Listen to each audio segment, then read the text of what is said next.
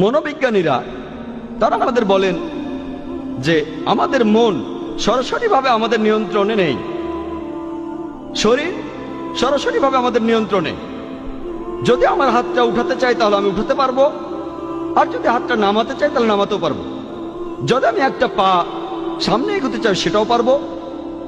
আমার শরীর সরাসরিভাবে আমার নিয়ন্ত্রণে আছে, কিন্তু আমাদের মন সরাসরিভাবে আমাদের নিয়ন্ত্রণে থাকে না। সেজন্য আমাদের বেশিরভাগ মানুষ, আপনারা হয়তো দেখে থাকবেন, আমরা যখন সালাহ আদায় করি আমাদের মন তখন শুধু ঘুরে বেড়ায়। যেমন ধরুন, একজন ছাত্র তার কোনো একটা পরীক্ষা দেওয়ার পর যদি সে সালাহ আদায় করে, সে সেই সময়ে তার পরীক্ষার খাতার কথায় চিন্তা করতে থাকে। সে তখন ভাবতে থাকে, আমি 2 নম্বর প্রশ্নে যে উত্তরটা দিয়েছি সেটা না লিখে আমার এটা লেখা উচিত ছিল। যদি কোনো ব্যবসায়ী সালাহ আদায় করে, সে চিন্তা করতে থাকে যে আজকে আমি কতখানি লাভ করলাম, কতগুলো জিনিস আমি বিক্রি করলাম। যদি একজন গৃহিণী সালাহ আদায় করে, সে তখন হয়তো ভাবতে পারে যে আমার স্বামীর জন্য আজকে আমি কি রান্না করব, বিরিয়ানি রান্না করব নাকি পোলাও। এটা খুবই স্বাভাবিক যে সালাতের সময় আমাদের মন শুধু এখানে ওখানে ঘুরে বেড়ায়। আমাদের মন ঘুরে বেড়ায় কেন? এর কারণ হলো আমাদের মানুষের মন আসলে খালি, আর এই মন খালি থাকতে পারে না, সেজন্য মন ঘুরে বেড়ায়। বেশিরভাগ মুসলিম সালাহ আদায়ের সময় যেগুলো আমরা বলি সেগুলো জানেন। সূরা ফাতিহা, পবিত্র কোরআনের আরো কিছু আয়াত, পবিত্র কোরআনের কয়েকটা ছোট ছোট সূরা, এগুলো আমরা সালাতের সময় বলি। মুসলিমরা আমরা এগুলো এত যান্ত্রিকভাবে পড়ি যে আপনি যদি কোনো মুসলিমকে ঘুম থেকে ডেকে তোলেন আর তাকে সূরা ফাতিহা বলতে বলেন, সে এই কাজটা 100 মাইল স্পিডে করতে পারবে। বিসমিল্লাহির রহমানির রহিম, আলহামদুলিল্লাহি রাব্বিল আলামিন, মালিকি ইয়াউমিদ্দিন, ইয়াকা না'বুদু ওয়া ইয়াকা নাস্তাঈন। একেবারে যান্ত্রিক। যেহেতু এটা যান্ত্রিক, আমাদের মনের খুব সামান্য একটা অংশ এখানে ব্যস্ত থাকে। এই যান্ত্রিক অংশগুলো বলার সময় আমরা সেগুলো ভালোভাবে জানি, যেমন সূরা ফাতিহা আর কোরআনের অন্যান্য আয়াত।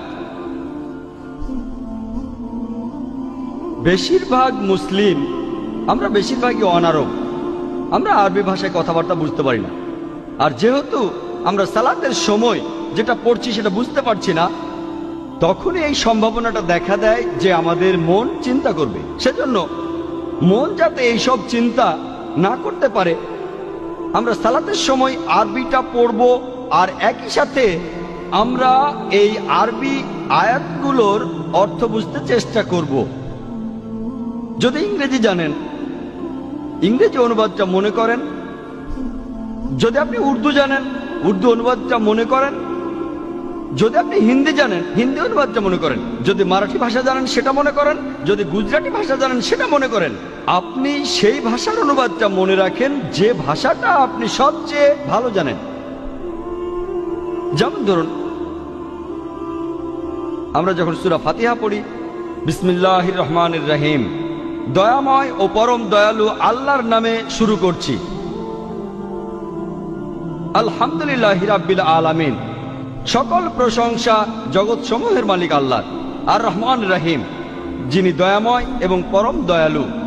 মালিক ইয়াউমিদ্দিন, তিনি কর্মফল দিবসের মালিক। ইয়াকা না'বুদু ওয়া ইয়াকা নাস্তাঈন, আমরা শুধু তোমার ইবাদত করি, শুধু তোমার সাহায্য চাই। ইহদিনাস সিরাতাল মুস্তাকিম, আমাদের সরল পথ দেখাও। ইহদিনাস সিরাতাল মুস্তাকিম সিরাতাল লাযিনা আন'আমতা আলাইহিম গায়রিল মাগদুবি আলাইহিম ওয়ালাদ-দাল্লিন, তাদের পথ যাদেরকে তুমি অনুগ্রহ দান করেছ, এবং তাদের পথ নয় যারা ক্রোধ নিপতিত, আর তাদের নয় যারা পথভ্রষ্ট।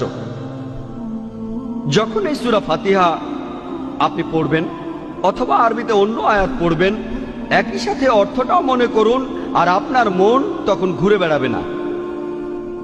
কারণ এতে করে আপনি সালাতের সময় যে আরবি পড়ছেন সেটার অর্থ মনে রাখতেই মন ব্যস্ত থাকছে। কিন্তু কয়েকদিন পরে বা কয়েক মাস পরে এটাও একেবারে যান্ত্রিক হয়ে যাবে। আমাদের মন খুব শক্তিশালী। আপনি আরবিটা পড়বেন আর অর্থটা মনে করবেন, কারণ আমাদের মন খুবই শক্তিশালী। এখানেও সম্ভাবনা থাকে যে মন অন্য চিন্তা করবে, কিন্তু সম্ভাবনাটা কম, কারণ মনের খুব ছোট্ট একটা অংশ আরবি পড়ায় ব্যস্ত থাকবে।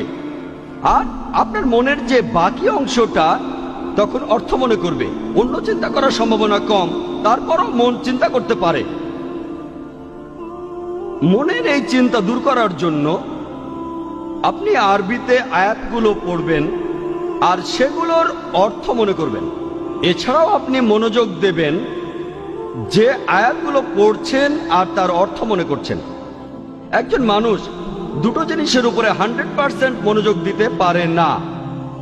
দুটো জিনিসের উপর 50% মনোযোগ দেওয়া যায়, বা 80% 20%, কিন্তু 100% দুটো আলাদা জিনিসের উপরে কেউ মনোযোগ দিতে পারে না। তাহলে যত বেশি মনোযোগ দেবেন আপনার মন ততখানি কম ঘোরাঘুরি করবে। মনের এই ঘোরাঘুরি বন্ধ করতে আমরা আরবি আয়াতগুলো পড়ব, আয়াতের অর্থ বুঝবো আর সেই অর্থের উপর মনোযোগ দেব। তাহলে ইনশাআল্লাহ আমাদের মন ঘোরাঘুরি করবে না।